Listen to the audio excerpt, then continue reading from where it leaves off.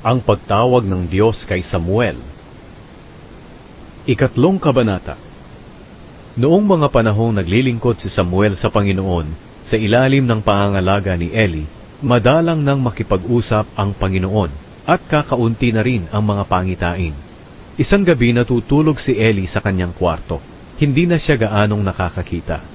Si Samuel naman ay doon natutulog sa bahay ng Panginoon kung saan naroon ang kahon ng kasunduan. At habang nakasindi pa ang ilawan ng Diyos, tinawag ng Panginoon si Samuel. Sumagot si Samuel, "Ano po iyon?"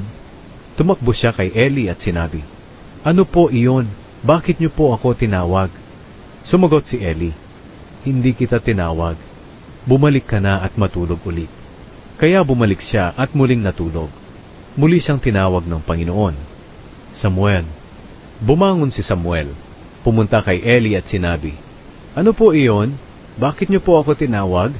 Sumagot si Eli, "Anak, hindi kita tinawag. Bumalik ka na at matulog ulit." Hindi pa nakikilala noon ni Samuel ang Panginoon dahil hindi pa nakikipag-usap sa kanya ang Panginoon. Tinawag ng Panginoon si Samuel sa ikatlong pagkakataon. Bumangon siya at pumunta kay Eli. "Ano po iyon? Bakit niyo po ako tinawag?" At naunawaan ni Eli na ang Panginoon ang tumatawag kay Samuel. Kaya sinabi niya kay Samuel, "Bumalik ka na ulit at matulog. Kung tatawagin ka ulit, sabihin mo, 'Magsalita po kayo, Panginoon. Nakikinig ang lingkod ninyo.'" Kaya bumalik si Samuel sa higaan at muling natulog. Lumapit kay Samuel ang Panginoon at gaya ng dati tinawag siya, "Samuel, Samuel." Sumagot si Samuel, "Magsalita po kayo, Panginoon, sapagkat nakikinig ang lingkod ninyo." Sinabi ng Panginoon, "Tandaan mo ito, hindi magtatagal at may gagawin ako sa bayan ng Israel.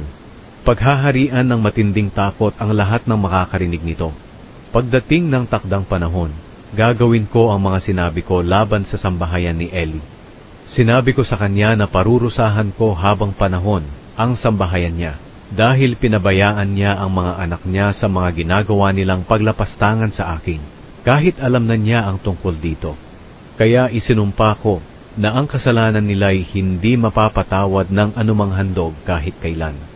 Natulog si Samuel hanggang umaga, at binuksan niya ang pintuan ng sambahan para sa Panginoon.